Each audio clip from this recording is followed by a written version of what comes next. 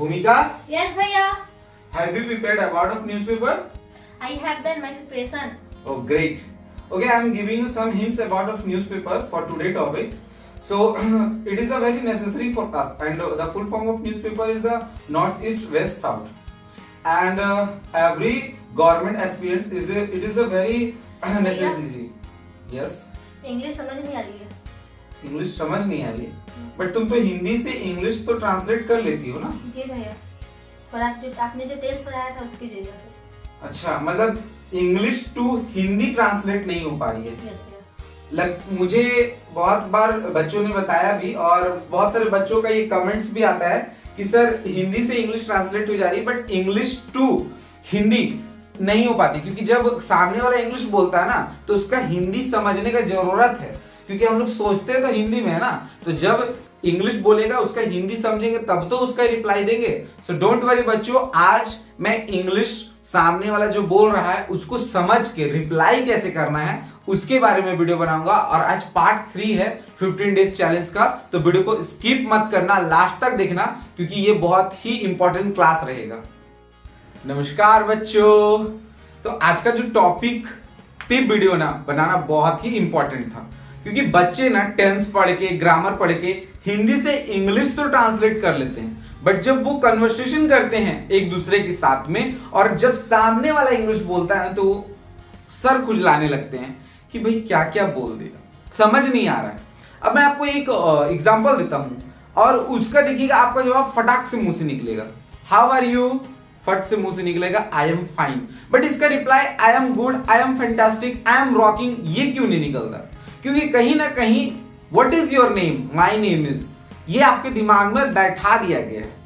अब हम लोग टेंस पढ़े हैं, आप लोगों ने मेरे चैनल पे टेंस की वीडियो देखी होगी. एक सेंटेंस के 6 रूप बनाते हैं हम, तो उसमें जो 5वां नंबर है उसमें हम लोग क्या, बीच में जब WH का फॉर्म रहे तो उसका इंग्लिश मीनिंग आगे आ जाता है. थोड़ा सा समझने में कंफ्यूजन हो रहा होगा, मैं बताता हूं. जैसे कि तुम कैसे हो, तुम कैसे हो, तो बीच में क्या है, WH.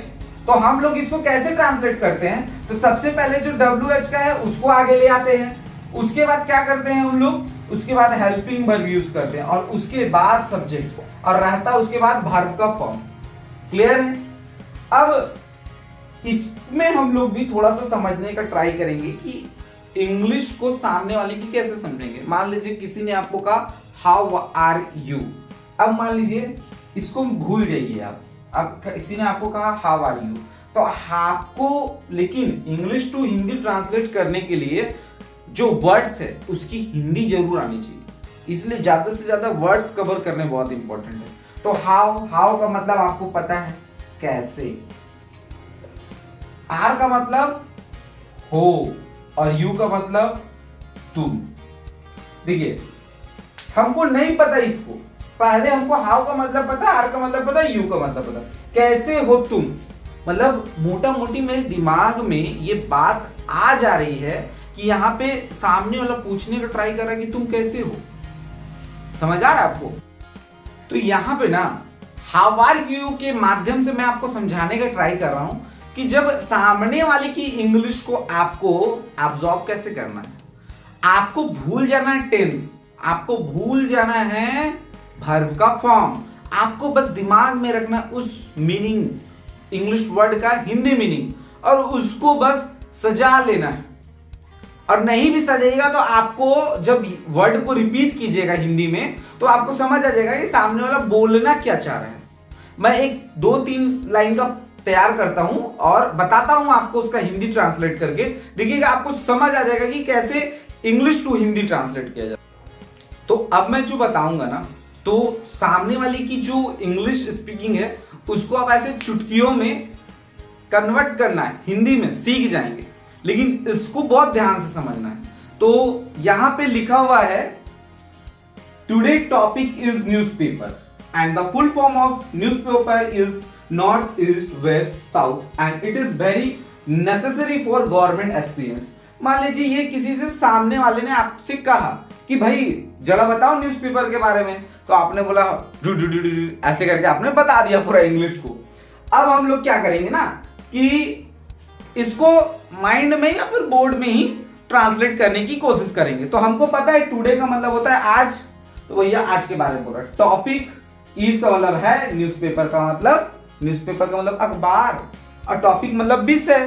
तो आज टॉपिक है अखबार। देखिए मैंने इसे सजाया नहीं है, यहाँ पे बात सजाने की नहीं हो रही सही क्रम में, यहाँ पे बात हो रही है इंग्लिश को हिंदी समझने की। तो आपको बस मोटा मोटी वर्ड का हिंदी पता हो तो आप उसका रिप्लाई दे सकते हैं। तो आज विषय है अखबार and the full form of newspaper, और फुल फॉर्म अखबार है, यहाँ पे ऑफ भी है, का होगा तो फुल अखबार, यहाँ फुल फॉर्म का अखबार है।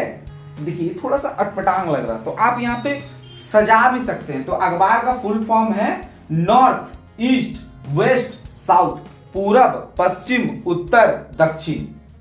And it is very necessary for government aspirant, और यह बहुत जरूरी है गवर्नमेंट एस्पिरिएंट के लिए।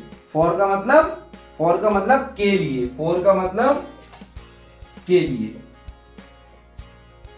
लेकिन अब यहाँ पे सर एस्पिरिएंट का मतलब तो पता ही नहीं है, और बहुत बार हम लोगों के साथ ऐसा होता है कि सामने वाला कुछ इंग्लिश बोल रहा है बट हमको उस वर्ड का हिंदी नहीं पता होता है। सब बता तो देते हैं कि देखिए ऐसे ऐसे ऐसे कर लीजिएगा, बट अगर कुछ वर्ड का हमको हिंदी ना पता हो तो कैसे उसको रिप्लाई करें, ये सबसे इंपॉर्टेंट पॉइंट है। तो देखिए यहाँ पे हमको मोटा मोटी थोड़ा सा अंदाज का खेल करना होगा कि it is very necessary for government, तो यह बहुत जरूरी है।